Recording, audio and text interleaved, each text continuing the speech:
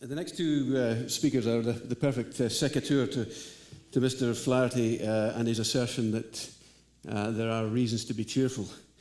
Certainly that as far as G20 nations, that we're in a much better position than most. I think they will provide some kind of analysis of whether, from Margaret Macmillan's speech last night, whether we've found relief, or as she gave the example of Munich, whether that was simply a reprieve. And Minister Flaherty was just talking about job numbers which came out this morning, which actually the unemployment rate went up marginally, which is giving some pause for thought. Anyway, our two speakers are more than qualified to comment on this subject. Here's why I think they're worth listening to. Nick Lepin, at the far left, was Superintendent of Financial Institutions in Canada from 2001 to 2006, and has been involved in international and Canadian regulatory coordination. His contemporaries tell me that much of the financial architecture that Mr. Flaherty has just lauded was built during his watch, or on his watch. He's been provided expert advice to the RCMP's White Collar Crime Unit, and is currently the chair of the Canadian Public Accountability Board, which monitors the performance of audit companies. First, though, you'll hear from Angela Redish, who is a professor of economics at the University of British Columbia. She's taught at UBC since 1981 and has been a special advisor to the Bank of Canada. Her research is focused on the history of the monetary system in Canada, and she's written on the history of the Canadian banking system, the rationale for the establishment of the Bank of Canada, and the operation of the Canadian monetary system in the 19th century. So without further ado, Angela, the mic is yours.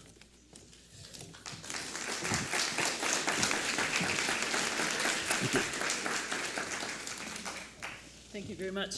I'm beginning to feel like I'm actually the token economist here, and after Margaret's talk last night, I of course rushed back to my room and Googled historian jokes. And the sad news is that the Googling of historian jokes turns up economist jokes. And one entry, which is, why are there no historian jokes? And the only response was that actually, and Stephen Leacock would enjoy this, historians take themselves very seriously and economists don't. So what I want to do this morning is to begin with some kind of historical background. I am an economic historian, so I am going to sort of not go back to Westphalia, but at least talk about the Great Depression a little bit. And then I'll talk more about where we are today, and that is a confusing question to me because, as I think, again, Margaret Macmillan said, the we here is a little undefined. And then I want to end with sort of open policy issues, and really, I sort of feel economists are damned if you do and damned if you don't. There's lots of things economists don't know, and lots of places economists do disagree. Whenever we say something, something's going to come back to bite you. So I want to leave, as I said, with some open questions, and we can talk about those in the Q&A, and I think that would be a lot of fun. So let me begin with the Great Depression in the 1930s. And I wanted to do that in part because I think kind of the way that the conference theme has been set up, it's sort of an implicit contrast with the Great Depression. And certainly lots of people have emphasized the similarities. And I would agree that the really financial markets were kind of teetering on the brink. Like there was a sort of place we could have taken the wrong path, and it would have been very, very bad. So I think that that's kind of the similarity with 1929, that the financial markets were in a state of complete crisis. And the similarities kind of, how did they get there? Well, again, the similarities, right? Through the 1920s, there were severe financial international imbalances. And a lot of those coming out of World War I and reparations, but the entire structure kind of the international financial world was changing as coming out of World War I, Britain's financial supremacy had fallen off the map, and the US was a rising hegemon, but still the US hadn't really developed the tools to kind of take that kind of leadership. And again, we're thinking back to yesterday, these transitions, there's a lot of stresses build up in those kinds of transitions of hegemon, and I think that That was true in the 1920s, and that was a big part of what made the Great Depression and the financial crisis so severe at that time. And the other kind of piece that built into that, if you like, was, of course, the stock market bubble in the US and the very fragile financial system that the United States has, and I would argue still has, right? Or had and still has. So those two things were sort of the big similarities. The differences, of course, are the results, and I think we really shouldn't lose track of kind of these differences. That in the in Canada, during the Great Depression, incomes, GDP fell by roughly 50%. Now, some of that wasn't all real because there was a huge deflation at the same time, but 50%, right? This is not like 1%. It fell by that long. It didn't recover for 10 years. Unemployment was 25%. Employment levels didn't recover for 10 years. Roughly, I mean, it's true that unemployment fell this morning, but it fell by a very small amount in month-to-month data. I don't think that, it's not a good sign, but it's a one-month data point. And by and large, employment today in Canada is back where it was. The US is a very different story, but we really need to kind of think, on the one hand, we could have been in the same place. We didn't end up in the same place. And I think that the 1930s was a watershed moment, okay? I think that coming out of the Great Depression, a lot of things changed. I think that perhaps the most critical was attitudes towards markets. That before kind of 1929, there was a broad acceptance that the market kind of got things right, at least at the macroeconomic level, possibly at the microeconomic level. By 1939, people did not think that markets could do it all, right? And we saw that kind of, the welfare state kind of rises, the idea of balancing your budget over the cycle as opposed to year by year, the idea of automatic stabilizers. That term was not in use prior to the Great Depression. So there was kind of a change in attitudes to markets, attitudes to fiscal policy. Deposit insurance in the US came in as a result of the Great Depression. The end of the gold standard, right? Because of how the gold standard had constrained responses, monetary responses to the Great Depression. I think that the good news here, in some sense, is that, and again referring back to last night, sometimes there is learning, right? And what there was coming out of the Great Depression was learning. And part of the reason that we're not there today is exactly a result of what we learned during the Great Depression. International cooperation. During the 1930s, countries depreciated their exchange rates to get an advantage against each other. They put up tariffs to protect their own industries. Those were bad things that made the Depression worse, right? The lack of monetary policy response, the lack of fiscal policy response. Again, we've learned, and things are different today because we learned. So I think that there have been watershed moments, that there are a lot of similarities between the past and today. I guess overall, at the level, I don't think we're at the same kind of point as we were in the 1930s and following the Great Depression. And primarily because we don't have 25% unemployment rates, right? That, to me, is the big difference. I mean, real GDP and so on, but if you have 25% unemployment, you're going to have social unrest and you're going to have social change, right? And I'm happy to say that we are not there. So let me turn to, well, if we're not there, kind of where are we? And when I think about the financial crisis and where we are today, I think you can take it at very different levels, right? And we can take it at the sort of global, big picture level, we can take it at kind of a medium level, and we can take it at very nitty-gritty level. And I'm going to sort of stay fairly high and not get into too many of the details of the particular financial instruments and their regulation, and Nick certainly knows far more than I about that, and the contribution of those details matter hugely here, I would say.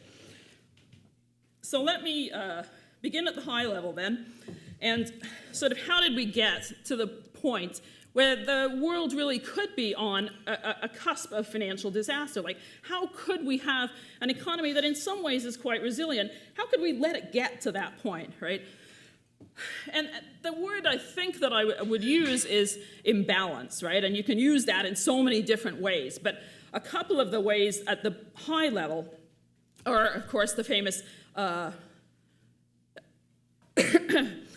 global imbalances, and that refers to really this kind of changing hegemon again, right? That the rise of Asia and the rise of China, and the fact that the Chinese have a 50% savings rate, meant that there was just a lot more savings in the world. Okay. At the same time, the US is kind of accepting these savings. They're not kind of dragging the savings in. The savings are actually being pushed out, and as the savings rate is rising, the interest rate is falling. And that's a real tough, to have sort of such a dramatic change in the interest rate. The interest rate goes down to kind of 2%, 3%. You sort of say, well, how can I save for my retirement? Okay, so people say, well, how can I get and certainly, probably many of you in the room were saying, well, gee, I kind of sort of thought, when I thought about it, I thought I'd get, 6% rates of return without taking on huge amounts of risk. I thought I would get a 6% rate of return. And if you're going to get 2 to 3% rates of return, then your savings aren't going to be there for retirement. So then you kind of start to say, well, how can I get a higher rate of return? You say, well, maybe you could take on a bit of risk. And so there was this real search for how can we get higher rate of return. And then when people said, well, really, you won't have to take much more risk on, oh, okay, well, that's all good, right? Or we've got new fancy ways to reduce the amount of risk, then you say, oh, okay, I believe that, and you kind of go out and you sort of, maybe you don't ask quite as many questions as you otherwise should. So interest rates fell, in part because, as I say, of the rise of Asia, because of China's high savings rate, and because of the outcome of the Asian financial crisis. Okay, so 1997, 98, many of the Asian countries, Thailand, Indonesia, Singapore, Malaysia, many of those countries faced financial crises, and they didn't have enough reserves. Okay, so they were really victims of kind of the rest of the world. And they said, well, we're not going to let that happen again. We're going to build up our reserves. Okay, so in many Asian countries, they built up their foreign exchange reserves, increased their savings rates. So that's kind of all happening out there in the, as I said, the sort of highest level. And that's kind of part of the backdrop to what was happening. Another very high level piece, and I haven't seen certainly economists put it together in a kind of coherent and estimated econometric model, but certainly there's very much a belief amongst economists, or some economists, that the imbalance in the American economy in terms of income inequality was a key piece of what was happening over the last 10 years. Okay? So as income inequality worsened, and perhaps more so, as US household income stagnated, all right? So you'd hear, oh, we have growth in the economy, we have growth in the economy, we have growth in the economy, but the lived experience was one of stagnant real household incomes. And so you say, okay, well, how are you going to sort of deal with these people who might be complaining that their incomes haven't risen? Why is everybody else getting better off? If consumption levels rise, maybe it's not so bad, right, that income levels were constant. So how can you get consumption to go up if income doesn't change? You borrow, right? So that was kind of another sort of feature. You kind of try to make it easier to buy a house so that housing goes up. You try to make it possible for people to use the equity in their house to increase their consumption. So you sort of try to find ways to make people's consumption go up when their income hasn't changed. And so that was another kind of underlying tendency in the economy that was helping to build up and create this environment that was conducive to, when you stir the big pot, creating less resilience and a more fragile system. Okay, so I think those are a couple of the big pieces. Let me turn to the more medium pieces, and I've written down a whole bunch of words here, and I'm going to focus on the U.S. housing market, because I think the U.S. housing market was a real kind of key piece of this puzzle. And it's interesting, listening last night, I think when economists think about what are the drivers of an economy and change, and they think of two things over the last 10, 20 years. The two competing hypotheses have always been globalization, technological change. What drives income inequality? Well, it's globalization. No, it's technological change, right? What drives financial markets? Globalization, technological change. Now, what is kind of missing, I think, and of course it's always hard to know what's missing because you sort of, to us, the world was complete, I think is kind of cultural norms, if you like. And I think that's where I would be happy to have some of the discussion go, because we don't, as economists, that is outside our framework for analysis, I would say. So it's kind of, so when I think about housing, the big piece so the sort of housing market, we've got this underlying environment of low savings, people looking for higher returns, people looking for ways to increase consumption, borrow more, and you package into that then financial innovation, right? And you have new financial instruments, I think many of which were a good thing. You have securitization, which can share the risk around a lot of places.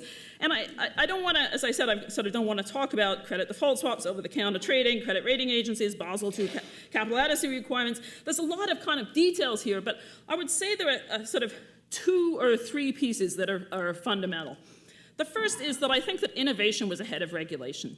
And that's, I mean, really it was fast, right? I think you sort of look at from 2005 to 2007, really sort of credit default swaps like financial innovation took off like a wildfire. It was like a forest fire. That's the BC reference there, boy. They get away from you, they get away from you fast, right? And that's kind of like, really there was a lot of innovation in financial markets, and I don't think the regulators were on top of it. And I mean, historically, it was ever thus, right? Financial innovation, crisis, regulators catch up. And this was particularly true in the US, where they have a particularly fragile financial system and Byzantine regulatory system, and many different regulators. And we can talk later about the role of good luck and good governance, but I think one of the pieces, and there are areas where in Canada we do fracture our regulatory system, but in the area of banking, we kind of have OSFI, and they kind of look after the whole system. They do not have separate regulators for one kind of bank, another kind of bank, another kind of bank, another kind of bank. So you could shop around in the US to get the regulator who gave you the best deal. And then the government would fund regulators who had clients, right? So the regulators would be looking for clients. So you could see this is not going to be a good system. The other place where sort of I think that things kind of got away was the extent of the interconnections both between financial institutions and kind of internationally. I don't think we had the regulatory apparatus at the international level to monitor kind of what was happening, the interconnectedness, as Jim Flaherty said, the connection, sort of how fast the European banks went down when the US financial system was in trouble, right? And I think, again, that had happened quite fast. That trading of that particular class of assets with the European banks happened fast. The European regulators weren't there, and I think that was another piece that was to worry about. Okay, what do I think about? So that's kind of a bit about how we got there. As I say, I think I'll leave to Nick that maybe more details of the particular financial instruments and how they should or should not be regulated. A little bit about where are we, and I think here I've kind of said that we're not in the Great Depression. In Canada, employment is back up to essentially where it was before the crisis. And I don't know if many of you saw Doug Saunders' articles over the last couple of weeks in the Globe and Mail about, I forget, I don't know if he's here, he probably would remember the title, but he very much said what I wanted to say, which was in Canada, remarkably, we had kind of pretty flat household income for about 20 years from maybe 80 to 1990. And then real household incomes actually have been increasing up through the years 2000, right? So in Canada, the crisis hasn't taken us back very far, and we actually had, over the last decade, been making some traction in real median, sort of not just sort of total GDP divided by the number of people, but rather kind of the 50th percentile person down the distribution. That person's income has been rising over the last decade, and we should sort of, and is still high. So this is a good thing. In terms, I think, John, you sort of said, well, gee, unemployment went up today minimally, and really it's not the headline number, it's kind of the way it kind of breaks out, right? In fact, some of that stability came because the number of part-time jobs went up, even though full-time jobs went down. That's a bad thing. The growth was actually in the manufacturing sector. Maybe that's a good thing. So essentially, I think it's a one-month number, and we shouldn't worry about it. I guess my overall view on this is not, oh, well, we will double dip, we won't double dip, but that the people who sort of think, oh, well, this time is different, should remember that, it's rarely completely different, right? It wasn't different on the upside. It's not going to be different on the, it wasn't different going into the crash. It's not going to be that different coming out of the crash. We will come out, and in Canada at least, we will come out relatively quickly and strongly. Okay, so let me finish. I don't know how I'm doing for time. How am I doing for time? Good. Okay, just halfway through the, okay.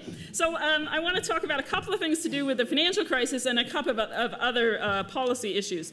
And I think where I end up then is that where we are and where I hope kind of the discussion can sort of build on and kind of, I think we're talking about the financial markets, but I think the bigger challenges for Canada are actually not the ones in the financial regulatory sector. Those are important challenges. We'd better hope that the right people are addressing them. I'm reasonably confident that they are in Canada. I think we have lots of other issues economic policy issues in Canada that are maybe not getting the attention that they deserve, and I think we should be worrying about those too. So, but on the financial market piece, what are my kind of concerns?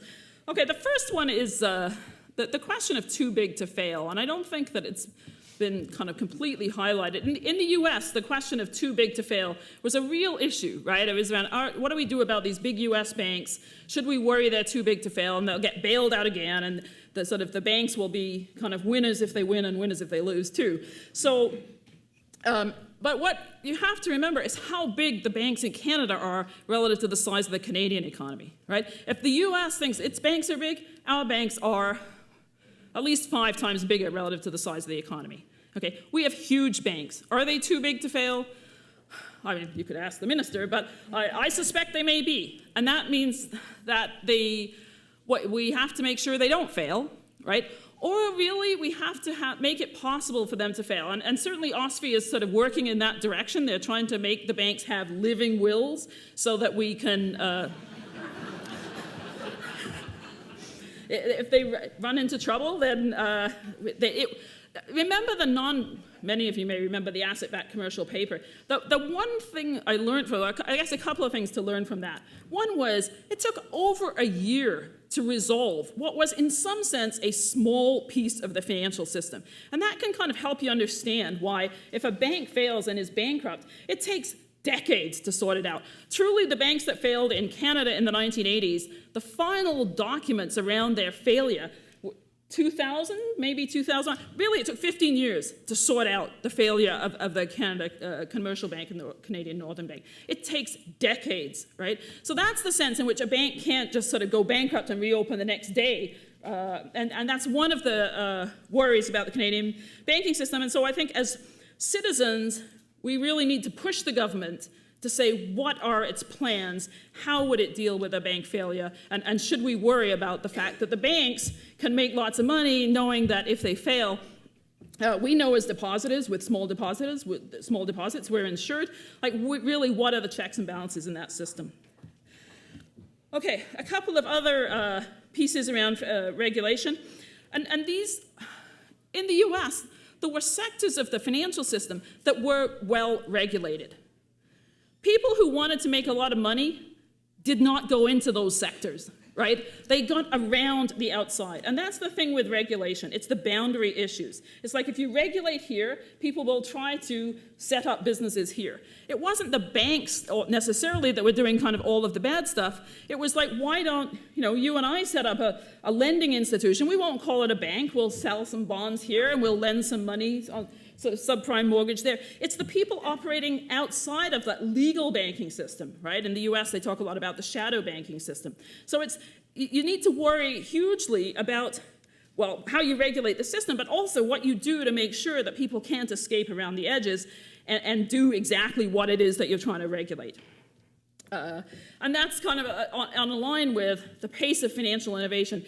And here I have to say that, I think in the US at least, and it's not only in banking, as you probably know, in monitoring the enforcement of regulation, the US has cut back the number of enforcers, and if you do that, you can have all the regulation you want. If you can't enforce it, if you don't have the people with the skills to enforce it, you don't have the budget to hire the people that you need, it's not going to be enforced and people are going to cheat. So that's kind of another, you need to pay your regulators and you need to budget for the regulators so that you actually can monitor the financial system and keep ahead of it rather than behind it. Another kind of worry is global banking, and as I say, that things are much more interconnected than they used to be. The Canadian banks have about a third of their assets are in foreign currency. They're not in Canadian dollars. So we may think of Canadian banks as doing kind of all of their book in Canada. A lot of it is not, right? And so we need to be sure that we can monitor both Canadian banks' activities outside of Canada so that we're not exposed to risks there, and international banks within Canada. Are they subject to regulation? So kind of international banking is, the globalization of things happened quite quickly, and we need to make sure that we're on top of that.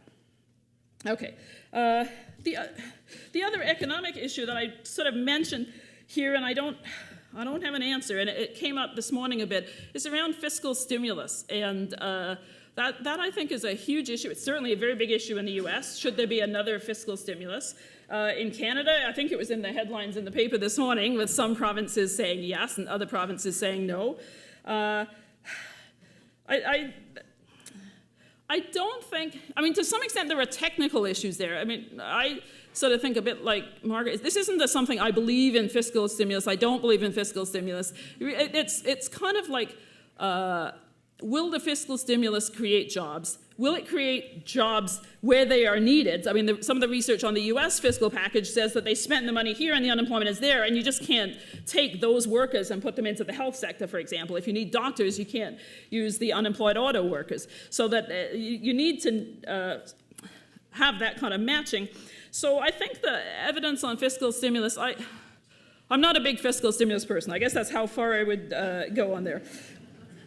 And yes, okay. So what do I think are the deeper economic challenges facing Canada? The things that I would actually like to see, I want the financial regulators to do their job, and I actually trust that they will. And I guess that's it. I think that they, I'm a trusting person. But where we have more evidence in Canada of a failure of I think, policy is in the area of environment, water, energy. I think we have a failure on the productivity and innovation agenda, but there I'm not actually sure that, I mean, people have been working through that in Canada for a long time. I'm actually not sure that they've made progress, and it's really disconcerting. So I don't have answers, and I'm not sure that anybody in Canada, it's not like people have different answers. I think there's a real struggle on the innovation agenda.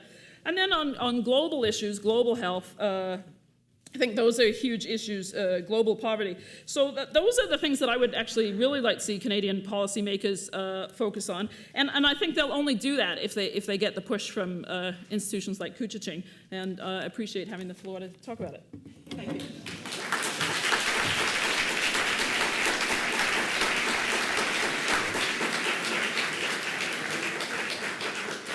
There will be no future in newspapers for you, though, if you diminish the... if you take a long-term view of unemployment numbers, because our business is making a drama out of the mundane every day.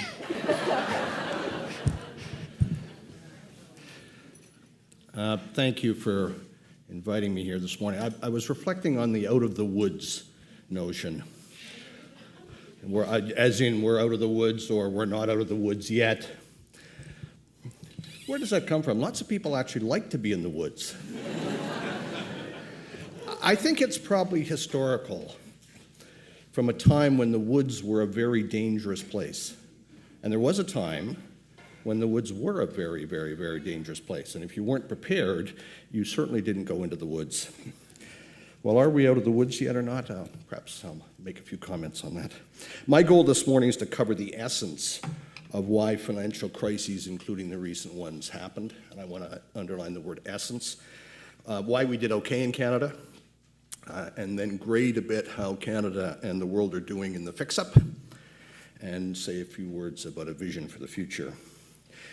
And my theme is that there are some truisms to remember and some basics to get right. And getting these basics right is hard enough as it is. And I think the international policy community, the G20 and so on, is spending too much time on some non-essentials and maybe even on some possibly counterproductive measures. And the background here, of course, is that we all need a well-functioning financial sector, banks, insurers, that assume and manage risk well and mobilize savings efficiently. That supports a multitude of private and public endeavors around the world, and as well as in Canada. And that's not an easy job in practice to do well, and it's going to be well remunerated if it is done well. Now, what about the truisms? One I always particularly loved, which applies to individuals operating in financial markets and investing. It applies to banks, insurers, and their boards of directors and management. It applies to regulators, policymakers, systems, and countries. If you don't know who you are, markets are a very, very expensive place to find out. And we have seen lots of examples of people, systems, countries who didn't really know who they were and found out how expensive it is to find out. And if you recognize who you are, but you don't deal with the implications or the blemishes, the serious blemishes, that's called hubris. And you're asking for trouble. And I think it's even worse if you don't take the time conscientiously as a system, as an organization, to look at who you are on a fairly regular basis and reflect on whether there are blemishes you ought to be fixing. The second one I particularly think is important is that a process, any process, running a bank, investing your money, being a regulator, being a policymaker, being the G20, is always a bet. A process is always a bet on the people implementing it. So if we don't have the right people, the right skills, the right resources, commitment, leadership, we're not going to get optimal results. And I'll come back to that a little bit as how we're doing in that regard. Margaret Milling talked last night about this time is different. There are lots of versions of this time is different. This time is never different. When you hear any version of that, or there are lots of versions, look out. Human failure has been the consistent theme underlying the history of well-known financial problems. And finance is not alone in this. We're talking about finance this morning, but we talked about the auto sector a little bit this morning. The losses probably in the auto sector of the U.S. government are going to be much bigger than the financial sector. It's just a matter. And we know there are skewed incentives in the financial system. And some of them are there for a reason. We know there's government support through deposit insurance and some other things for core banks, and we want that to exist. The issue is when that goes over the line into such an area that it becomes a bailout and it becomes the heads I win, tails you pay the cost kind of problem, which is what we've got now. We know that this financial system is going to be used by governments in all kinds of countries of all kinds of political stripes, persuasions, and natures to support economic development of some form or other, or social goals, and we know that that can get out of hand. And I don't care whether that's the U.S. subprime sector or whether it's China. We know that that's a feature of financial systems throughout history. We know there's also a huge difficulty in relating rewards to performance. I'm not excusing that, but it's not a simple thing to do. So how do we create incentives to do that better on a sustained basis? And all financial crises, all, is my thesis, throughout history have exhibited two things. An excessive concentration of leverage, an excessive amount of leverage, too much debt relative to the value of things, and excessive concentrations of risk that usually weren't understood. And sometimes were understood through amnesia, I think. Or maybe it was willful. I also worry a little bit if we're trying to have watershed moments as opposed to wasted opportunities about the mug's game of blame. There's plenty of blame to go around here in this recent financial crisis. Plenty. Governments, policies, the U.S. subprime mortgage, we used to talk about recycling savings into emerging market economies. And that was a challenge for the global economy. Well, some people have said that in the recent financial crisis, we were recycling savings from high savings economies into another emerging market economy called the U.S. subprime mortgage industry.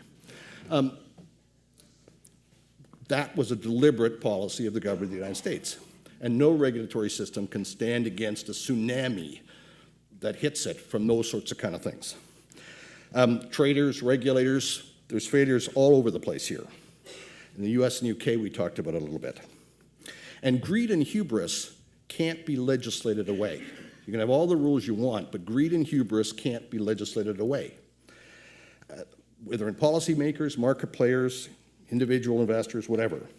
And nor can we wish away issues like animal spirits and people believing that the future will be like the recent past, which is a natural human trait, until all of a sudden it isn't like the recent past.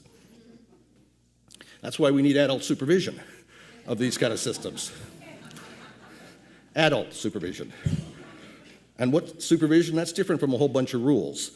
That's about somebody who's pulling the punch bowl, who's calling people to account, who's trying to identify people out there who don't know who they are and are at risk of finding out in a very expensive way that's going to hurt everybody else, to push back against excesses.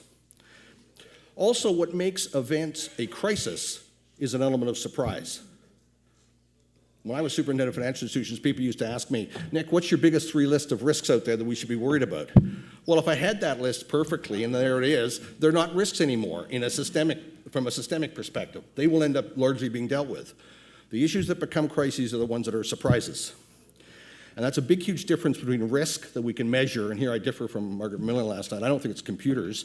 I think it's the human nature issues around when we trust measurement systems, whether they're fancy or not, versus our willingness to accept uncertainty and to deal with the fact that uncertainty is out there, which is different than what you can measure in terms of risk and probabilities. So my bottom line on these truisms is that occasional crisis-type events are endemic to many systems, especially the financial system, and we need realism about this. Political talk of never again, I think, is dangerous because it means we don't look at, on a regular basis, how prepared we are and what it takes to be prepared to deal with shocks in the system. And the system can't be put on autopilot in that regard. Okay, so what did we do okay in Canada? Good luck, good management, and good regulation. Luck first. Some of the things that helped Canadian banks weather the storm, their industry structure, national banking system. You can't have a Goldman Sachs here that's unregulated the way it was in the United States. Some people say merger policy was an important contributor. All of those things were put in place for other reasons, not to avoid a crisis in 2007 to 2010. Good management. I think arguably we did end up with better risk management in some major banks and insurers. Partly that was luck as well, but partly that was the quality of governance and oversight. Many of the governance reforms that are now happening in the US and the UK were put in place here under some ministers who are in this room or will be in this room. We split, for example, the chair and the CEO at boards. It's now coming in the United States. Well, you get a lot better governance if you do that. We did that a number of years ago. And I think governance of major financial institutions improved dramatically as a result. We also had good supervision because we had a clear mandate. People have talked about the single agency thing. If you want agencies to perform well, or organizations to perform well, you have to be clear about the mandate. If you put organizations together that have multiple mandates, it's a recipe for them not focusing well and doing things well. And once you have that clear mandate in leadership performance focus, other things follow. Things like adequate capital, the minister referred to, adequate capital, and all those sorts of kind of things. And the mandate for early intervention means that the supervisory system steps in and calls people on things. And if it doesn't do that well, you can have all the rules you want. I argue, in fact, what we need is not so much more rules. We need actual better implementation, better supervision, more checks and balances, and people calling people to account. So why did all these things occur? A lot of people talk about these. Angela talked about some of these things that were good in our system. But why did those happen? And I think if we don't focus on why those happened, we actually won't learn some of the lessons and make sure we're watching out for the next one. Part of it's people, continuity. We've had huge continuity in people in both banks and regulatory agencies in Canada in contrast to the United States. Big difference. There's been no governor of the Federal Reserve responsible for supervisory policy or supervisory implementation who's lasted more than 2 years in about the last 10. That doesn't work for me if you want to actually have focus and continuity and leadership on these kind of things. Processes, we've had a relatively small number of people in Canada. We benefited from that. The official sector and the public and the private sectors be able to interact on a trust basis on issues, and that's been hugely important, and I think will continue to be one of our advantages. I've talked about clarity of mandates. I've also talked about policy realism. We weren't trying to make Montreal, Toronto, or Vancouver international financial centers and get all the business we could, the way London was. The then Chancellor of the Exchequer, when his regulatory system was being called into an account in the early 2000 period by the international community, because it actually didn't put enough resources into effective supervision and quality people, literally picked up the phone and phoned the assessors to yell and scream at them. Because light touch regulation was so important and it was going to make the City of London the most successful place, and it had never been a problem. Well, they turned out to be right, and he turned out to be wrong. Good regulation is a heck of a lot less expensive in the long run than a financial crisis. We've also made implicit choices of safety and soundness over growth, and I think that's served us well. Other choices are legitimate. But if you choose a more growth-oriented kind of financial system, which arguably the US has done and the UK was trying to do, I think that's a completely fair policy choice, but then you have to be prepared on behalf of your interactions with the international community to deal with what's going to occur in all likelihood because of that choice. You are going to run a higher risk system, and you therefore need to be able to deal with those risks in a more effective kind of way than it turned out these countries and organizations could do. There are a few things that I think are not worth wasting time on, because we need to focus on making sure we get the core right. Some of the other things I'm about to talk about are nice to haves, but if we don't get the core right, we can spend all the time we want on the nice to haves, but we'll be leaving ourselves exposed to future problems of material importance. For example, I don't favor trying to make banks or insurers less risky by restricting their size or restricting the activities they can get engaged in. Because to do that presupposes that we know what activities are going to be risky, and I think we proved we don't know that if we look over history or recently. Big trading on behalf of individual financial institutions was not what was responsible for this most recent crisis. It wasn't. It might be for a future one, but why waste our time trying to figure out now what activities we need to restrict when, quite frankly, we could have crises coming from a variety of possible places in future. I also don't favor special rules for systemically important organizations, because my experience is, and the experience of history is, that what's systemically important can be a lot smaller than you think. A lot smaller than you think. We talked about Northern Rock. Northern Rock was not a big bank. And yet the lineups and the television and the inability of the authorities and bank management to manage that situation was fatal in terms of public confidence and trust that the financial system depends on. I don't favor special global taxes on banks because fundamentally I don't think that helps deal with risk. I think that in individual countries, banks have to pay an appropriate share of the cost of the fisc, including costs of bailouts. But the idea that global taxes are going to reduce risk in the system, in fact, it's quite likely they might increase risk.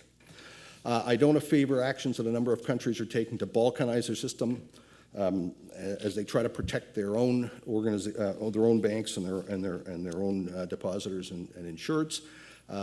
These systems are global. We need to be promoting more global interaction and effective regulation, not less. I don't favor spending any time at the moment on worrying about regulating hedge funds or the shadow banking sector.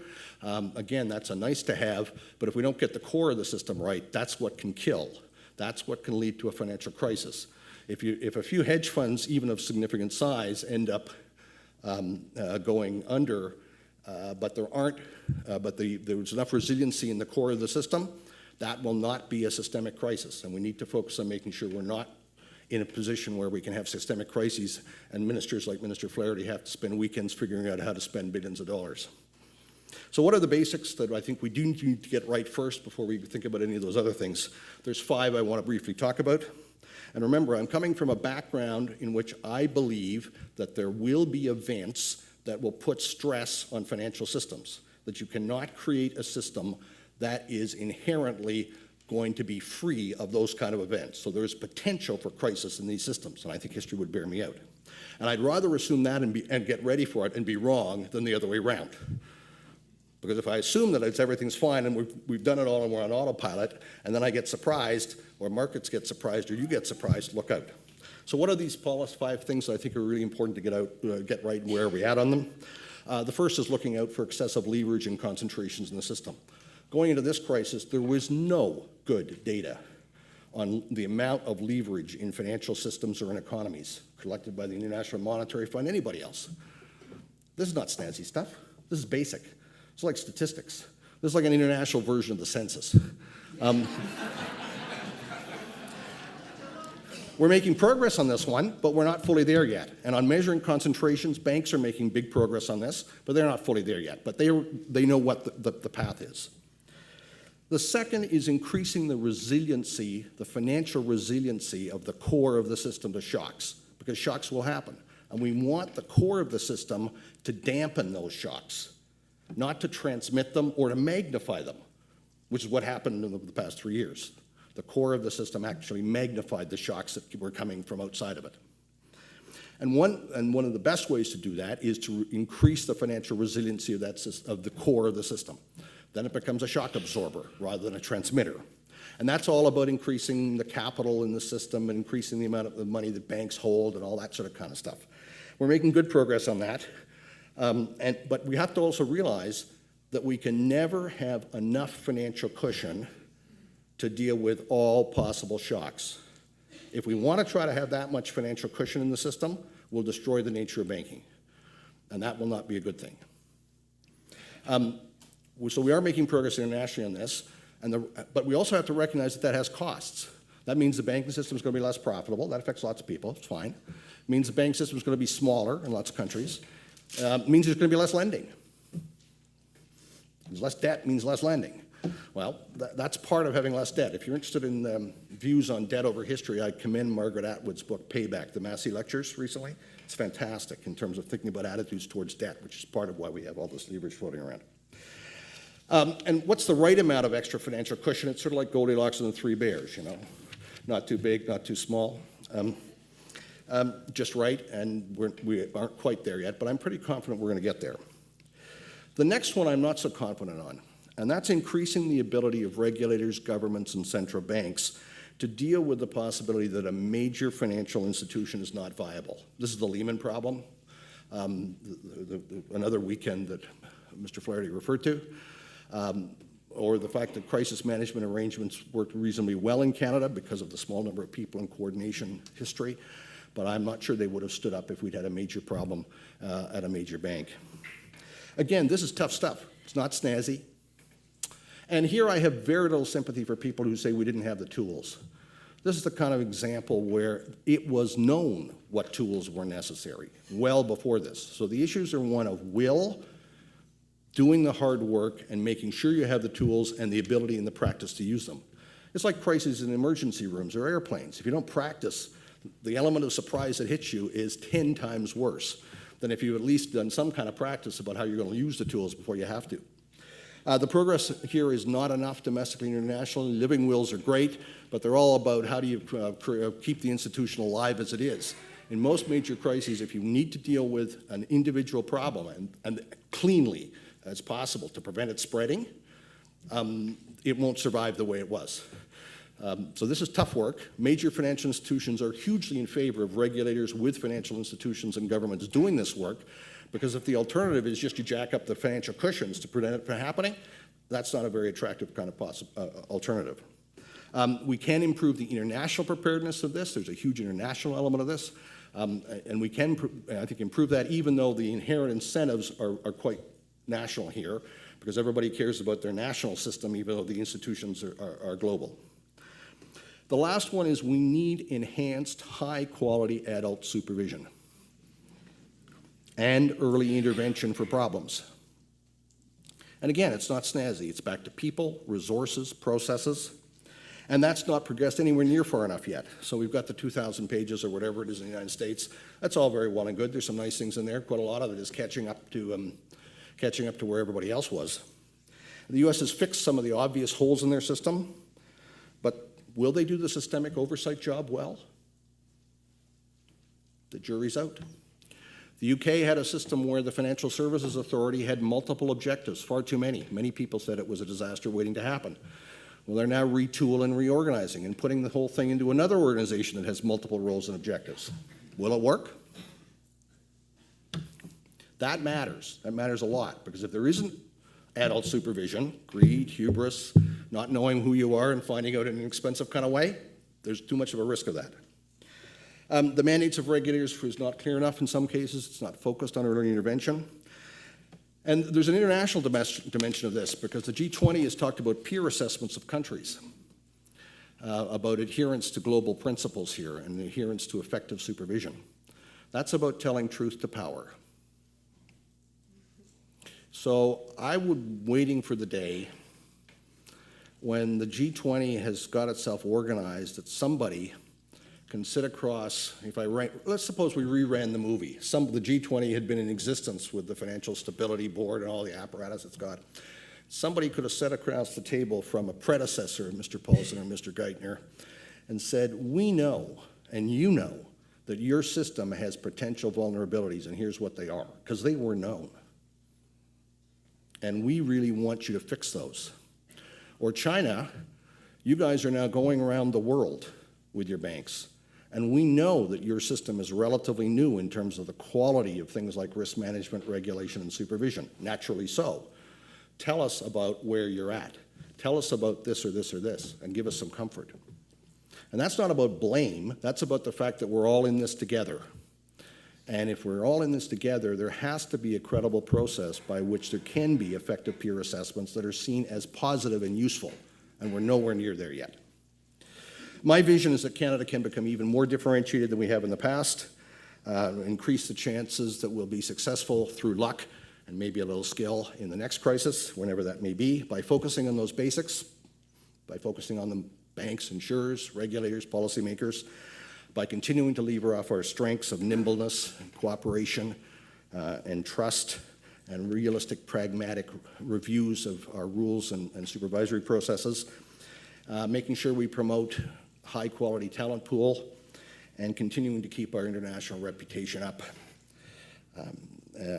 as a helpful, not a know-it-all or we got it all right, therefore we don't have to look at where we need to do better next time kind of attitude, but as a helpful, contributing above our weight, pragmatic kind of approach.